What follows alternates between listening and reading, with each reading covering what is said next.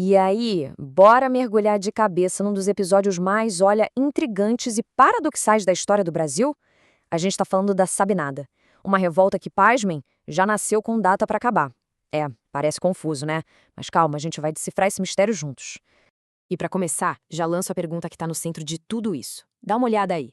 É possível existir uma república com data pra acabar? Parece uma coisa sem pé e nem cabeça, não é mesmo? Quer dizer, como é que se luta por liberdade, mas já se coloca um prazo de validade nela?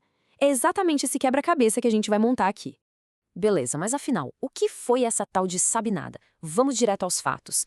Aconteceu lá em Salvador, na Bahia, entre 1837 e 38. Um grupo liderado principalmente pela classe média da época. Sabe, médicos, jornalistas, com o apoio de militares, tomou o poder. E eles proclamaram uma república. Só que, e aqui está o pulo do gato, era uma república baiana transitória.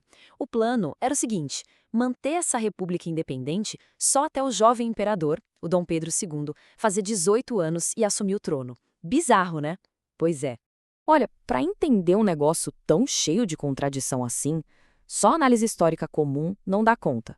Por isso, para nossa análise aqui, a gente fez uma coisa especial. Convocamos um conselho de grandes filósofos para debater o caso. É isso mesmo, a gente vai colocar a Sabinada sob a lente de alguns dos maiores pensadores da história. E que timaço, hein? Temos Jean-Jacques Rousseau, que vai nos ajudar a pensar sobre o contrato social. Do outro lado, Thomas Hobbes, o cara que sempre se preocupou com a ordem absoluta. Karl Marx, claro, vai trazer a perspectiva da luta de classes. Hannah Arendt vai analisar a ação política, o que significa liberdade de verdade. E para fechar, Michel Foucault vai mostrar pra gente como o poder do Estado se manifesta na prática. Cada um deles vai nos dar uma peça fundamental desse quebra-cabeça. Vamos para o primeiro round desse debate, que é um clássico da filosofia política, a eterna tensão entre ordem e liberdade. De um lado, a vontade do povo querendo se manifestar. Do outro, o pavor do caos. A Sabinada, com seu jeitão esquisito, bota em xeque a própria natureza do pacto que une uma sociedade. Agora, olha só que interessante. Para Rousseau, a Sabinada não seria uma traição. Seria, na verdade, uma suspensão do pacto. Ele diria que o povo baiano se sentia meio órfão de soberania, sabe? Eles não queriam destruir o Brasil, mas simplesmente não aceitavam ser governados por uma regência que eles achavam ilegítima. Já o Thomas Hobbes olharia para isso com puro pavor. Para ele, era a receita completa do desastre. Uma república temporária, ele chamaria de monstro de duas cabeças. Para Hobbes, isso só provaria que sem um poder absoluto, sem um rei, a sociedade vira uma anarquia total. E a conclusão de Hobbes, como a gente pode imaginar, seria brutalmente clara, como está aqui nessa citação. A repressão violentíssima que acabou com a Sabinada, para ele, não seria uma tragédia. Seria uma necessidade. O Estado, o Leviatã, precisava mostrar sua força para restaurar a paz, não importava o custo. Uma visão bem sombria sobre a natureza do poder, né? Mas, ó, a gente não tá falando só de ideias, né? A Sabinada foi feita por gente de verdade, com classes sociais, interesses e, principalmente, com muito medo. E é aqui que a gente entra no segundo ato da nossa análise, a revolução de meia classe, espremida entre o medo de quem tá em cima, no poder, e o medo de quem tá embaixo, na base da sociedade.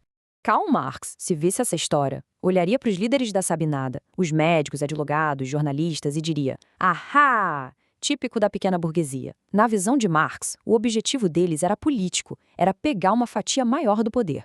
O problema começou de verdade quando o povo mais pobre, principalmente a população negra, tanto escravizada quanto livre, entrou na briga. Aí a liderança tremeu na base. Eles ficaram com medo gigantesco de que a revolta saísse do controle e virasse uma revolução social de verdade, que ameaçaria as propriedades e o status deles mesmos. E aí vem a Hannah Arendt com uma sacada genial que complementa isso. Ela provavelmente veria a Sabinada como uma tentativa real de criar um espaço de liberdade, de ação política ali em Salvador, mas, e esse é o mais enorme, era uma liberdade para poucos. Pensa bem, como é que se funda uma república em nome da liberdade e, ao mesmo tempo, se fica em cima do muro sobre abolir a escravidão de gente que estava lutando do seu lado? Para Arendt, essa contradição era o grande pecado original do movimento. E essa frase da Arendt aqui resume tudo de forma perfeita. Uma liberdade que não é para todos é apenas um privilégio fantasiado de direito. É uma crítica demolidora, né? A tal liberdade que os líderes da Sabinada queriam não era um princípio universal, era um privilégio de classe, um privilégio de cor. E isso, no fim das contas, selou o destino deles. tanto moral quanto na prática. Bom, se a revolta em si já foi cheia de contradições, o final dela foi absolutamente brutal. E para analisar a violência do fim da Sabinada, ninguém melhor que Michel Foucault.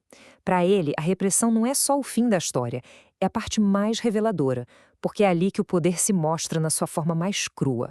E essa revelação do poder veio em forma de número. Um número que choca. Dá uma olhada. Mais de 1.000 mortos. Gente, em questão de poucos dias.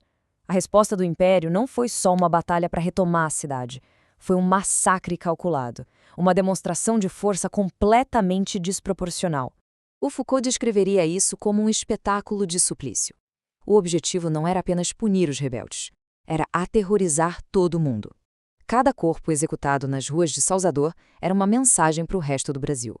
O poder do Estado estava sendo literalmente reescrito na pele do povo baiano, deixando bem claro que qualquer desafio à ordem seria esmagado sem dó.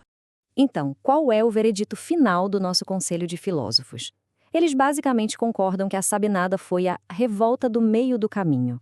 Uma revolta que acabou morrendo por causa das próprias contradições.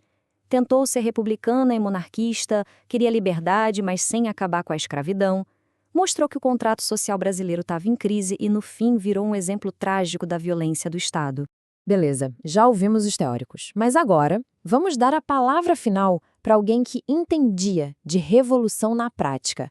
Um cara que, na mesma época da Sabinada, estava liderando uma guerra de 10 anos contra o Império. Bento Gonçalves, o líder dos farrapos. O que será que um revolucionário de verdade pensaria de uma república com prazo de validade?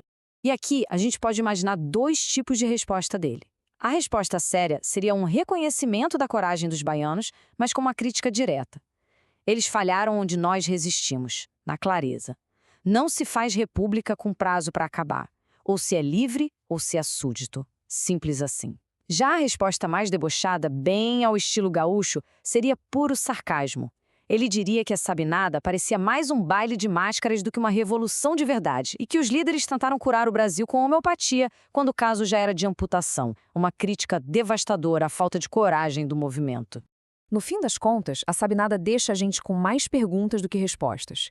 Foi um ato de coragem que se perdeu na própria hesitação? Ou uma loucura que já estava condenada desde o início?